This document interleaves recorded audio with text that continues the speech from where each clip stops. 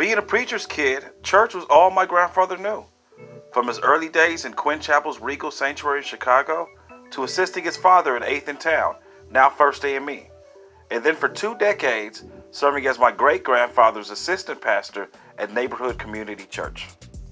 After 20 years serving alongside my great-grandfather, he decided it was time to spread his wings with the establishment of All Saints Community Church in 1962. I started the church because I had been the assistant pastor of Neighborhood Community Church for about 20 years. I had the first services of All Saints Community Church in the mortuary chapel of Connor and Johnson on Avalon Boulevard. Of course, among his first speakers was his dear friend, Martin King.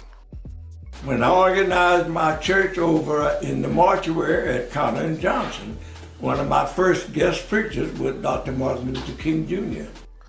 Pictured here is his first choir with good buddy Zernona Clayton as director. Dr. King would go on to speak for him on any number of occasions, including in this very sanctuary just months before he was tragically assassinated in 1968. 8 years after launching the church and purchasing the very facility we are gathered in today, my grandfather made the decision to return to the AME Church. My father's history was in the African Methodist Episcopal Church, and I had a lot of friends in the African Methodist Episcopal Church. And they all said, Collins, you ought to come into the church. And then finally, my good friend, Bishop H. Hartford Brookins, finally convinced me it was about the best thing I was going to do. After serving churches in the cities of St. Louis, Tacoma, Oakland, and Hannibal, Missouri, my grandfather retired from the AME Church.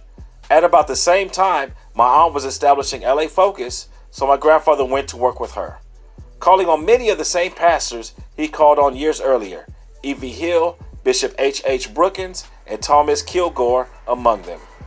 I helped her in the building of LA Focus as well as I could with the total ministry that I knew in Los Angeles, California.